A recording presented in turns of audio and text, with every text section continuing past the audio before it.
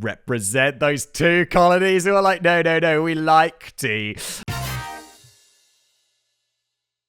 Hello everybody, welcome back to a brand new episode of Brain Blaze. As always, I'm your host Simon. Welcome to the show. I'm here, one of my writers in this case, Kevin. Kevin has written me a script that I'm looking at right now, lies you adored in school that you probably still believe. Well, let's see about that, Kevin.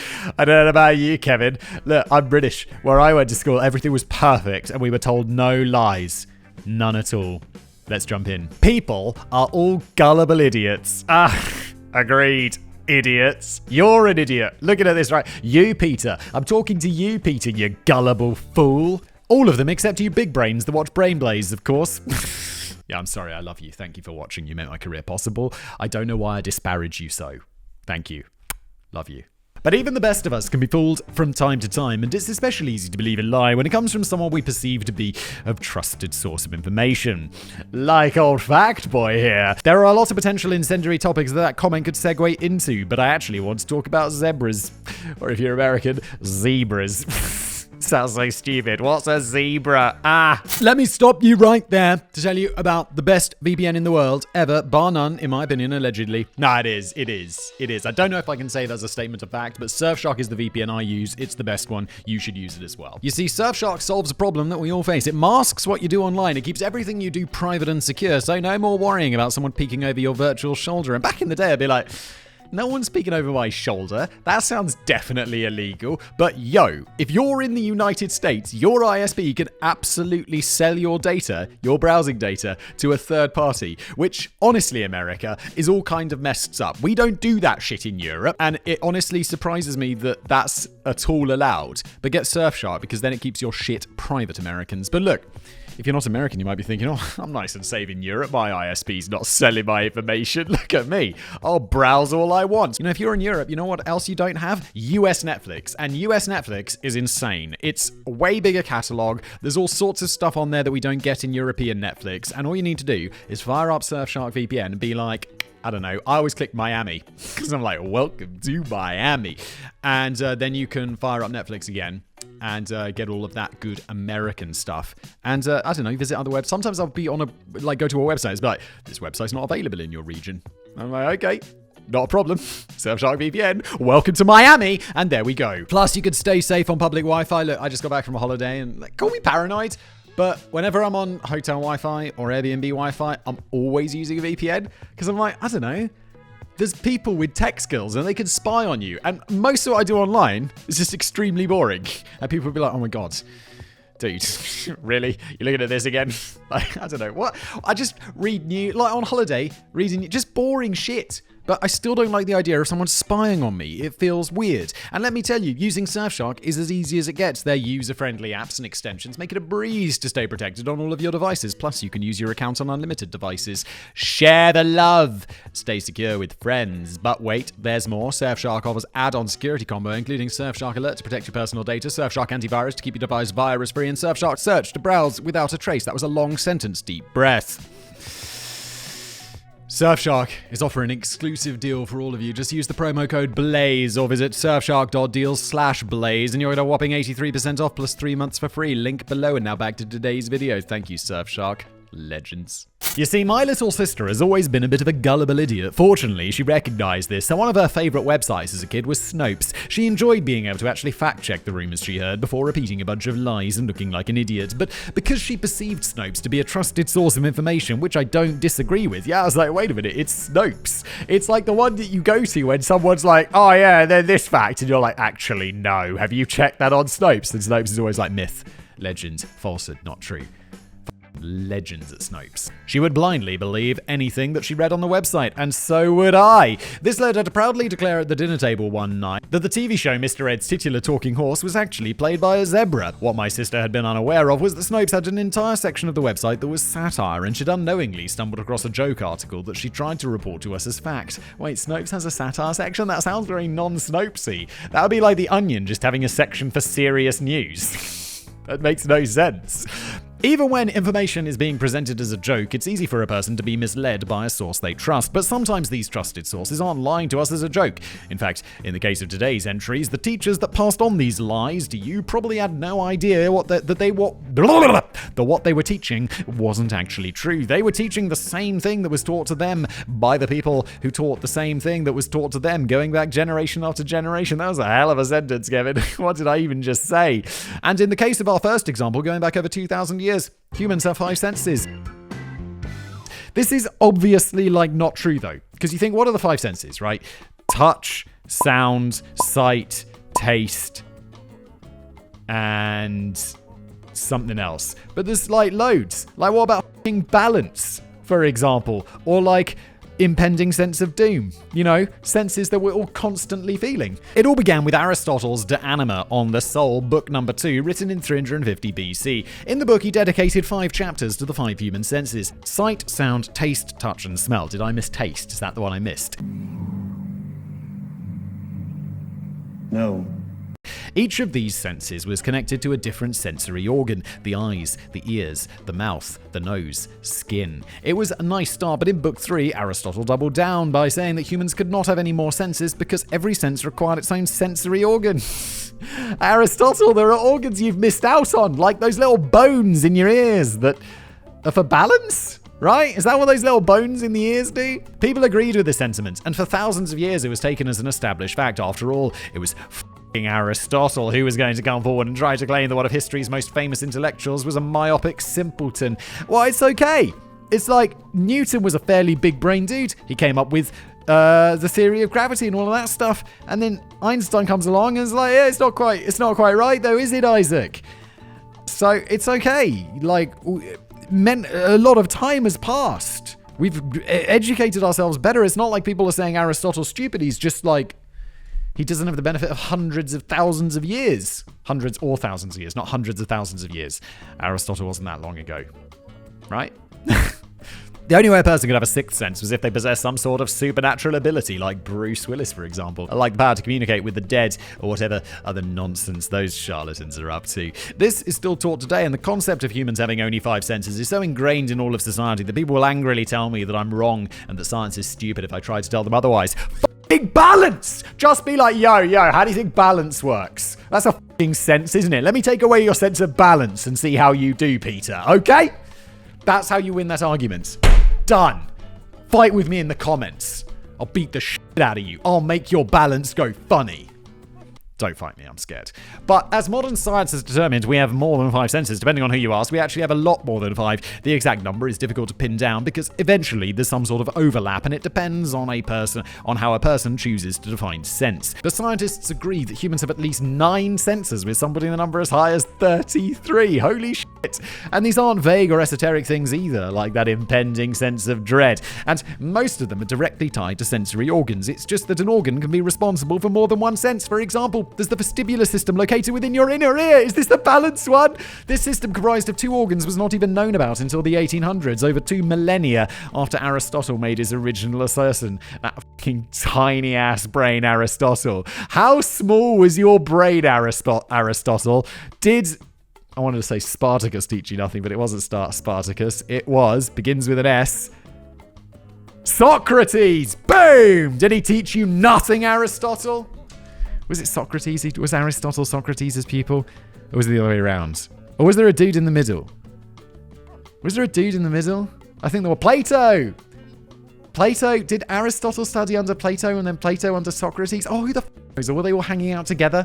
I don't remember. I don't care. These organs are responsible for your sense of balance, something we would all be completely lost without. I told you, Peter. If I took that away, you would be f***ed. If I cut out your inner ear, Peter, what are you going to do? You're just going to be stumbling around like a drunk idiot, Peter. Then there's your skin, responsible for your sense of touch. However, our skin actually has 4 different types of sensory cells, only one of which is responsible for the tactile sense of touch. Each different type of cell only responds to stimulus from the sense it was designed to monitor, meaning our skin is also responsible for our senses of temperature and pain. Yeah, Peter, if I took away your sense of temperature, well, you're going to have a bad time. I take away your sense of pain, you're going to look like a leper within no time. You're just going to be touching hot pans. You're going to be nibbling on your fingers. It's going to be a bad time, Peter. This brings us to a what the fuck is that? This brings us to proprioception. Kevin, you just made that up, didn't you? a sense that relies on stimuli from cells in the skin, muscles, and joints. And the first of these senses that you probably need me to explain what the hell it is. This feels like the sense of pressure and stuff, right? You can sense pressure, like those guys in that submarine. Damn! Too soon? I don't think they sensed any pressure. They were just there one moment and gone the next. It's too soon. It just happens. Why would I say this? Not appropriate. Proprioception is the sense that allows you to perceive your body and movement in space, particularly in relation to the objects around you. For example, this is the sense that allows you to climb a set of stairs that you've never seen before without needing to stare at your feet or constantly tap them around to find the next stair. Can you imagine if you didn't have that? Everything would be a nightmare. You'd be walking down the street being like, oh, I'm not really sure where the pavement is. Because there are additional senses that are most easily defined and tied to specific sensory organs, these are the 9 total senses that are agreed upon at a bare minimum. However, I would argue that there is a 10th sense that should be universally accepted as well, although I guess the only organ that I could tie it to is the brain, and this is your sense of time. Generally speaking, people are pretty good at sensing the passage of time. Since I can already hear a lot of you trying to argue the point with me, allow me to elaborate. I'm going to guess what the time is right now, and it's been a long time since I looked at my watch. I know it's the morning, it's before lunch. I feel like the last time I looked at the clock, it was 10:30. And I feel that was maybe 20...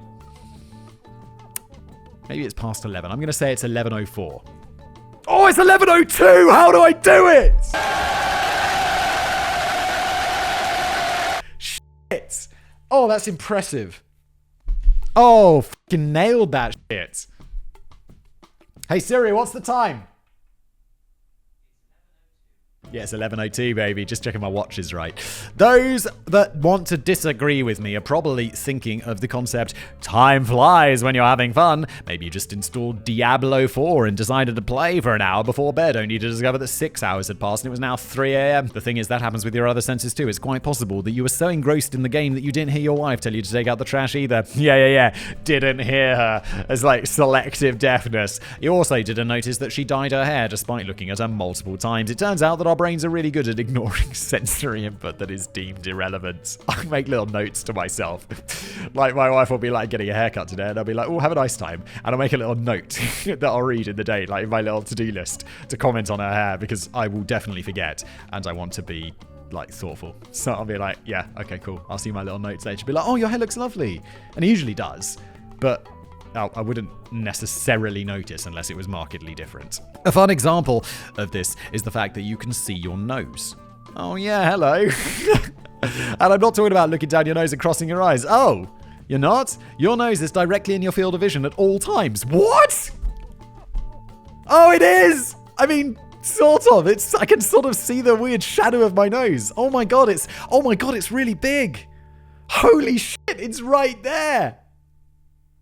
Oh my god, my brain ignores it all the time.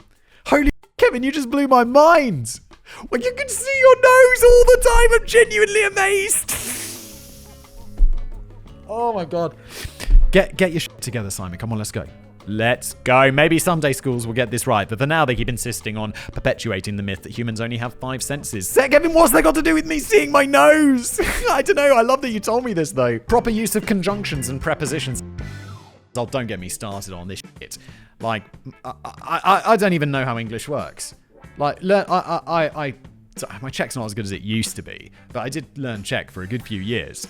And the Czech teacher will be like, and so this is what we call a preposition. This is like a Czech preposition. I'll be like, what's a preposition? And she'll be like, you need me to teach you English as well, don't you? And I'll be like, yes, I do.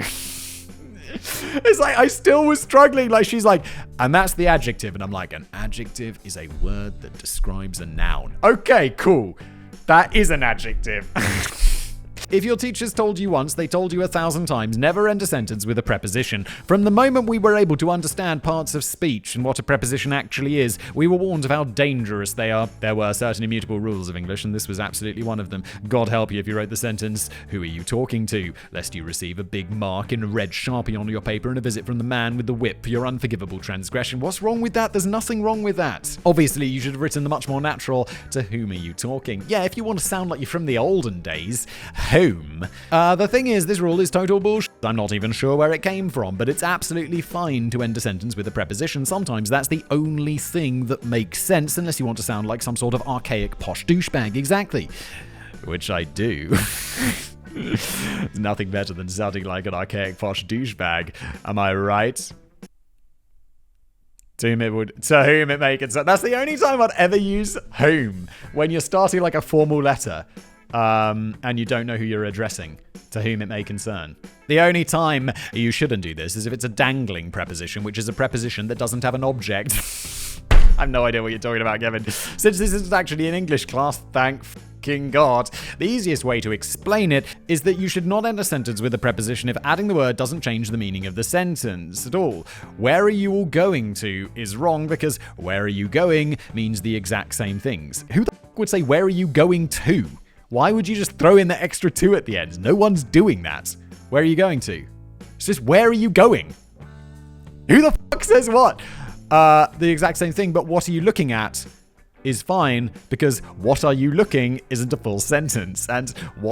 And at what are you looking may as well not be a sentence because seriously, who the fuck talks like that? It sounds like that posh douchebag again. And at what are you looking, my good man? To whom it may concern. To me sounds hard try really. A similar rule we're taught is that you can never begin a sentence with a conjunction. These are words like and, or, and but. And schools always teach you not to start sentences with them. But in this case, at least there's a pretty clear logic behind the decision when kids are first learning to write. They're really bad about both sentence fragments and run-on sentences. What the fuck is a fragment, by the way? Did anyone else use Word back in the day? You know, before we had like Google Docs or whatever? And it would always be like, there'd be the green underline, and it would be like, fragment, consider revising. And I'm like, what the fuck is a fragment? And what is wrong with this sentence? It seems absolutely fine. But I'll try and get my like documents like to have no red underlines and no green underlines, except there'd always be loads of fragment problems. And I'll be like, this looks fine. No one's complaining about this. And if I try and change it around to get rid of the fucking fragment green underline, it sounds like it's word. If they start everything they write with the word and, chances are it's mostly going to be a string of sentence fragments that is barely coherent outside of their own mind. That sounds like my kid, who will speak like, and then we do this, and then this happens, and then this, and then I want to do that, and then this. It's like, okay, calm down. Calm down. How about you stop speaking in fragments? Oh, I see. That's what a fragment is. Is that what a fragment is?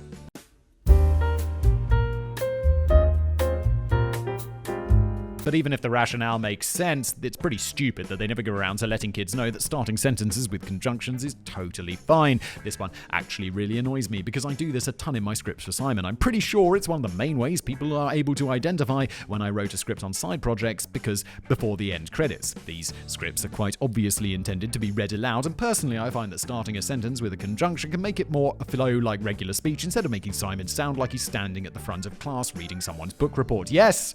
Yeah, I love it. Is so a fragment? Because starting with so or is like much more effective. Like, look at this next sentence. This is a new paragraph. Unless you're writing some sort of formal research paper, okay, so that's how we could bring in at Runway. And if I just throw a so in the front of it, so unless you're writing some sort of formal research paper, it sounds much more organic when it's read aloud. So Kevin, I love you for it, you legend. So, unless you're writing some sort of formal research paper, there's not really any reason to pay attention to either of these supposed rules that you were taught no matter what your former teachers want you to believe. July 4th and America's 13 colonies. Definitely not talking about this one in school, Kevin. There's that, what is it, like, the War of Independence. Is that the War of Independence? Is that the 4th of July celebration when America left the jolly good queen and all that, or king, or whoever the fuck it was back in the day, I don't care. And it's like, I know nothing about this. Like, I mean, obviously I do now because I made videos about it, but we're not taught this at school. And apparently Americans were like, wait, but you were the guys that we fought this war against. And it's like, well, yeah, but there were lots of colonies and they all fucked off. So we're not going to study in school like the disappearance of all of them. And at the time, like, America's big and important now, but back in the day it was just another colony. It was just like, yeah, we're done. we don't want like the tea. We don't want the taxes. We don't want the king. Fuck off, okay? And yeah, fair play to you, to be honest. I don't know much about it. 13 colonies. That's like the OG states, right? And now for a topic I'm sure Simon possibly couldn't care about: American history. Love American history. Let's go. Everybody knows that on the 4th of July, 1776, the 13 British colonies signed the Declaration of Independence to free ourselves from British rule. It wasn't signed on July the 4th. right? It was signed a couple of days before. I know this. I think I made a video about this. The 13 stripes on the American flag represent those 13 colonies that went to war with England, and the original flag completed by Betsy Ross in May or June of 1776 after George Washington personally commissioned the design from her. I know in England, this is all just taught as yet another one of our colonies revolted and this war wasn't very important. The end. Yes, if that. Mostly it's just taught we used to have a bunch of colonies and we don't anymore. Now let's study the interwar period between World War I and World War II. That's how history, or like let's look at ancient Egypt. It's not like you get taught some broad overview of history. You just get taught some like really specific bits in a lot of detail. Like my knowledge of the interwar period is high. Like don't know much about the First World War, don't know much about the Second World War at leaving school, but my knowledge of the interwar period, which I studied for 2 years, oh boy, I know all about that Weimar Republic. It was the Weimar Republic, right? Ow! I just whacked my head on my other microphone. Hold on, I have to get something. A few moments later. David Baker writes for some of my other channels, and this is... I'm just giving him... He didn't even ask for this plug. Normally it's just like, I'll just have a plug on my videos. Simon, thanks very much. But look, David wrote this great book. It's called The Shortest History of the World, and that will give you an overview rather than a really specific look at the interwar period. This is a great book. It's out now. I think it's out in America now because they're just shipping me... This is the Australian version, I think. Yeah, good day, mate. This is the Australian version. You can get this online. It's called The Shortest History of the World by David Baker. Forward by John Green. You might have heard of him. Yeah, it's a good book. And you're welcome, David. It just seemed like such an organic place to talk about this book. But I promise you, Simon, this is what is taught here. Back when I was a kid, some elementary teachers would still throw in the idea that America invented democracy too, though I think that particular lie has fallen out of favor. Yo, democracy's really fucking old. But even with that one gone, there are still plenty of lies in that historical account that I've given. To start, when the American Revolutionary War began in 1775, there weren't 13 colonies, there were 14, and of those colonies, only 12 were actually waging war against the only 12 were waging war against the colonial, and only 12 were actually waging war against colonial rule. Represent those 2 colonies who are like, no, we like tea. There were 2 colonies in Florida, but they were predominantly loyal to the British rather than to the colonists throughout the war. Legends.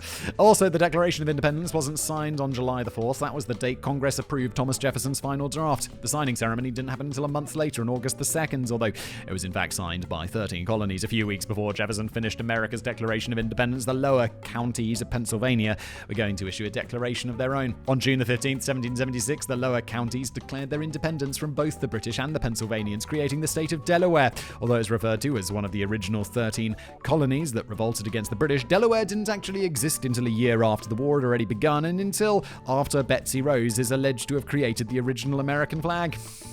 Fascinating, Kevin, thank you. Luckily, it doesn't matter if that timeline of her flag adds up or not, because there is absolutely no historical evidence to indicate that Betsy Ross, who I've never heard of, I mean, maybe I've mentioned her in a video at some point, but it's literally in the eyes and out the mouth for that one, even made the flag that's attributed to her. The story of Betsy Ross didn't start circulating until about 100 years later, following the American Civil War. It was a heartwarming story that helped cheer up a wounded nation, so everybody just kind of just went with it. Of course, it's hardly a surprise that this period of American history would be taught using an oversimplification of reality and cheerful anecdotes that aren't actually true. While public sentiment is finally shifting, I was taught growing up that Christopher Columbus was an American hero. It never occurred to anyone to mention that he was actually a brutal piece of shit that was eventually dragged back to Spain to be put on trial, essentially for crimes against humanity. Fucking hell. Columbus sailed the ocean blue and then was taken back to Spain, where he was tried at The Hague for crimes against humanity. Not The Hague, like Spanish Hague. El Hague or whatever. Sure, he was acquitted for the most serious crimes, but he was still stripped of his titles and reputation. And don't even get me started on Thanksgiving, especially since Danny recently covered it on this channel. While I wanted to specifically focus on the story of the 4th of July and the 13 colonies, I probably should have just titled this section All of American History, but it's still better than how Japan teaches World War II. Oh my god, I just made a video about that. It's like, holy shit. Like, Germany's like, yeah, we did bad. Japan's like, yeah. Let's just not talk about it. Don't mention the war. Don't mention the war. I mentioned it once, but I think I got away with it all right. Alcohol kills brain cells. These have hopefully all been interesting thus far, but how about some information you fucking retrobates can actually use in your daily lives? I don't know what it's like growing up in England, but in America, starting at about 11 or 12 years old, we'd start taking health class. Nah, in the UK, that's the age we start drinking, Kevin. The class isn't really about health, though. It's just designed to scare the shit out of kids and turn us into good little Puritans. One day, when we were 14 or 15, we found out we were going to be watching a documentary called The Miracle of Life in class. All the boys in the health class eagerly gathered around the TV because we knew we were finally going to get to see a vagina. But then the baby started crowning and half the boys ran to the trash barrel to go vomit. What? No, we never watched a video like that. I remember we were doing sex ed at school and we had a white biology teacher whose name was Mr. Hammersley. Legend. He was a really funny teacher. He used to squirt us with a water pistol if we were naughty. And he had, it's one of the memories that sticks with me from school. And it's like, we used to have you remember the overhead projectors that would project shit up on the wall? And he'd have this thing and he's like, today we're going to learn about sex or whatever. And then it'd be like, here are snails mating. Here are stick insects mating. Here are humans mating. And it was like, the first two were photos and we were like, holy shit, is he about to show? And then it's just like a, one of those drawings. And you're like, and he's like, Fascinating tangent, Simon. Let's carry on. But then the baby started. Oh my god, no, he didn't show us a baby being born because why the f would you need to see that? I've never watched that and I never want to. That was actually the entire point of showing us the video. We were supposed to be so terrified of what giving birth looks like that we'd be too afraid to have sex. They'd also do things like show us graphic pictures of what STDs can do to people. No, we never got shown that either. We'd be taught all about the dangers of drugs and alcohol, with teachers showing us pictures of crack babies and interviews with homeless drug addicts. We did have talks about the dangers of drugs. And I think we used to have these talks on Friday afternoon, where people would have... Friday afternoon? It was some afternoon. We'd just have an afternoon of someone would come into the school who had done some cool experience. And it would be people who'd climbed Everest or some shit. And then also we had someone who came in who had HIV and talked about all of this and their experiences. And then we had someone who came in and was addicted to drugs or alcohol or whatever and talked about all of this stuff. But it was... What I always appreciated is it wasn't they weren't just trying to scare the shit out of us. It was just about here's education, now make your own choices. Which I always think is I liked. And I don't know, I'm not addicted to drugs or alcohol or climbing Everest. But I don't know. I always like that rather than the shove it down your throat variety of here's a crack baby, don't do crack. Does that really work? It was also during the Satanic Panic, so we were warned that headbanging killed brain cells. Technically, that's proven true in a few extremely rare cases, but in general, headbanging is as harmless as heavy metal. While most of this was using actual science and worst-case scenarios to scare us, there was one bit of fear-mongering that was a complete and total lie. Alcohol kills brain cells. This isn't even technically true, as the amount of alcohol it would take to actually kill brain cells is far greater than the amount that it would take to actually kill you. That's not to say that there aren't any side effects of alcohol. Some of the effects include feeling great, having a good time, and waking up the next day to a 3 out of 10. Kevin. On a more serious note, there can be some lasting negative effects on the brain from overconsumption of alcohol. Alcohol can cause shrinking of the hippocampus, which can impair communication between neurons, and it can reduce your brain's ability to make new cells. Oh yes, your brain can make new cells, despite many of us being taught that it can't. But the most serious dangers to your brain come from either alcohol poisoning, which can cause brain damage, or are only indirectly caused by alcohol. The number of times you wake up in terror, I've got alcohol poisoning, help! And it's just, no, you just got a rotten ass hangover. For example, Wernicke-Korsakoff syndrome is a form of dementia that's associated with alcoholism, but the actual cause is a vitamin B1 deficiency. Well then, drink all you want and just pop a vitamin B1 supplement. Boom! So don't let your teachers scare you out of having fun. Please don't become an alcoholic either, but it's okay to have a night out every once in a while, and if you do, there's no reason to feel bad the next morning. I'm sure they were at 10 last night. Oh, Kevin, bum-bum-dum! And thank you everybody for watching. That's where we end today's video. I'll see you next time.